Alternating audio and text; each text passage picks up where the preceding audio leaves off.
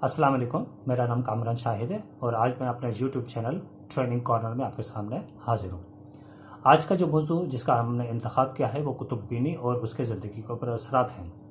किसी भी अफरा तफरी वाले माशरे के अंदर कुतुब बीनी बहुत अहम किरदार अदा करती है।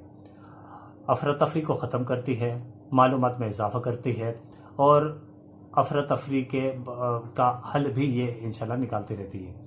किसी भी माशरे में अफरा तफरी का अहम अंसर बहुत सारे प्रॉब्लम्स भी हो सकते हैं।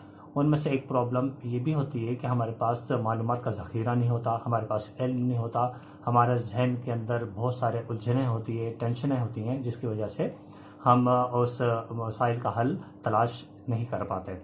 तो आज हम कुतुब बीनी और उसके ज़िंदगी के ऊपर असरात के ऊपर कुछ सहल हासिल गुफ्तगू करेंगे और उसको जानने की कोशिश करेंगे कि कुतुब बीनी कितनी ख़ास है और कितनी खूबसूरत चीज़ है, कितना अहम साथी है हमारी ज़िंदगी का, जिसके ज़रिए हम अपने आप को एक बहादुर शख्सियत के तौर पर माशरे के सामने पेश कर सकते हैं।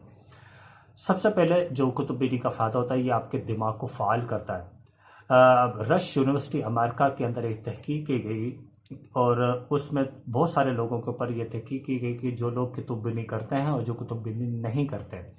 जो लोग कुतुब बीनी करते हैं उनका दिमाग उन लोगों की निस्बत जो कि कुतुब बीनी नहीं करते तकरीबन तकरीबन 32% ज़्यादा बेहतर वो काम करता है और उसमें बीमारियों की शरह भी 32% ही कम हो जाती है। जो लोग कुतुब बीनी नहीं करते, इसका मतलब ये हुआ कि उनमें दिमाग की उनकी जो दिमागी जो हालात हैं वो तकरीबन 32% कम होते हैं। वो फ़ाल नहीं होते, वो तरीके से बेहतर तरीके से काम नहीं करते।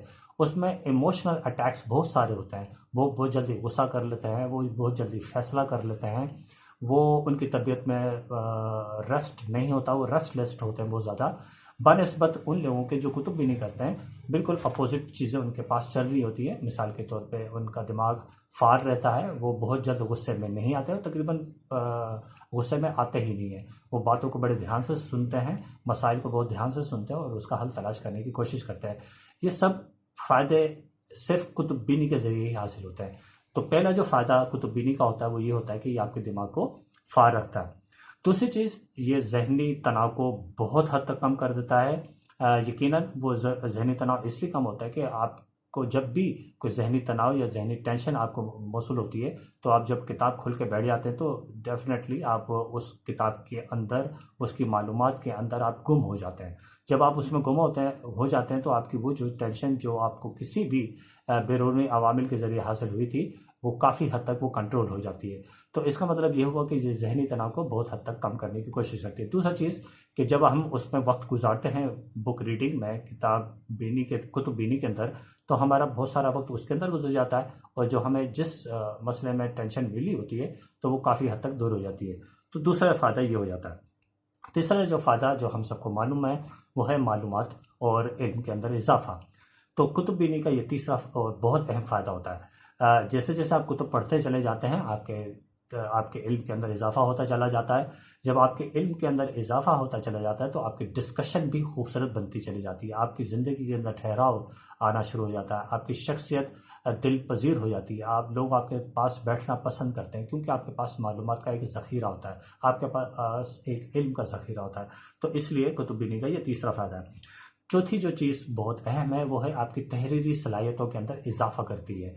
It improves your writing ability. जैसे जैसे आप किताबें पढ़ते रहते हैं, पहली तो आपको मालूमात मिलती चली जाती है, दूसरी चीज़ आपको उसकी वोकैबुलरी यानी कि लुग़त आपके अंदर बहुत ज़्यादा मौसूल हो जाती है।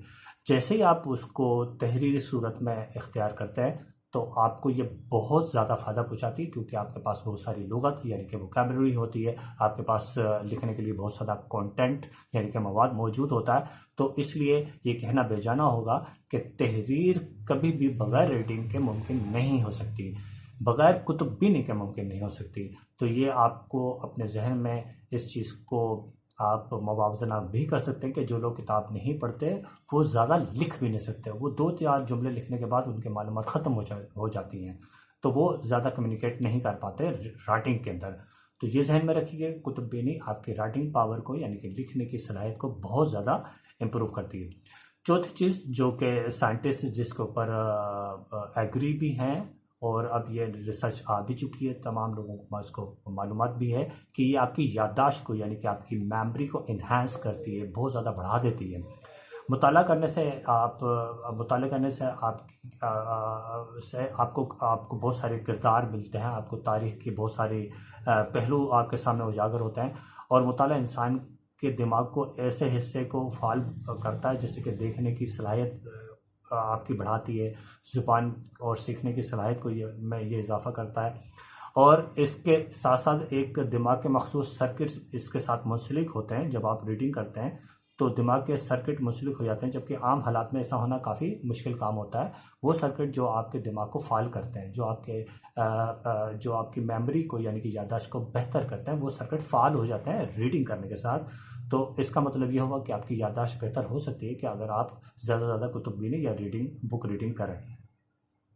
और इसके साथ साथ माहिरीन का ये भी ख्याल है कि जो लोग नौजवानी के आलम से जब मुताले की आदत डाल लेते हैं तो उनकी याददाश्त बहुत अच्छी होती चली जाती है। और आखिरी बात जो मैं कहना चाहूँगा कि पाकिस्तान के अंदर बदकिस्मती के साथ बुक रीडिंग को गैर फ़ाल कर दिया गया है। हमारे यहाँ बहुत सारे कुतुब खाने हैं जिन्हें लाइब्रेरियाँ कहा जाता है, तकरीबन नापैद हो चुकी हैं। जो हमारे पास हैं वो उनमें जो भी तालिब इल्म आते हैं वो सिर्फ़ अपने नोट्स तैयारी करने के लिए आते हैं, ना कि वो इल्म और मालूमात में इजाफ़ा करने के लिए आते हैं। और दूसरी चीज़ जो बहुत हो चुकी है, बहुत आम हो चुकी है कि ये सिर्फ़ तालिब इल्मों तक ही महदूद रह गया है। हमारे वो शख्सियात जो कारोबार से मुंसलिक हैं, जो प्रोफेशनल्स हैं, जो नौकरी करते हैं, उनके पास बिल्कुल वक्त नहीं होता वो कुतुब खाने का रुख कर सकें। तो इसलिए कुतुब बीनी की जो आदात हैं पाकिस्तान में तकरीबन नापैद हो चुकी हैं। तो इसलिए ये बहुत ज़रूरी है, बहुत ज़रूरी है। जो पॉइंट्स मैंने आपके सामने पेश किए हैं वो उसके ऊपर काम तभी हो सकता है जब हम कुतुब बीनी की आदत अपने ऊपर लाजिम और मज़ूम कर लें। जब हम लोग पढ़ेंगे तो यकीनन इसका फ़ायदा हमें होगा, हमारी फैमिली को होगा, हमारी सोसाइटी को होगा और हमारे फिर बच्चों को भी होगा। जब हम पढ़ते रहते हैं किताब, हम घर पे पढ़ें या लाइब्रेरी में पढ़ें, तो हम कोशिश करें कि हम अपने बच्चों को, अपने छोटे बहन भाइयों को भी अपने साथ बिठा सकते हैं ताकि उनकी भी आदत में ये इजाफ़ा हो जाए कि कुतुब बीनी कितनी खूबसूरत चीज़ है। और आखिरी बात जो मैं कहना चाहूँगा वो ये है कि किताब जो है वो आपकी बेहतरीन दोस्त होती है। किताबों से आप रिश्ता अपनाएं, किताबों से दोस्ती करें, आपका वक्त बहुत खूबसूरत गुजरेगा। और सबसे खूबसूरत वक्त वही होता है जिसमें आप अपने इल्म में इजाफ़ा कर रहे होते हैं। तो आज के लिए इतना काफ़ी है।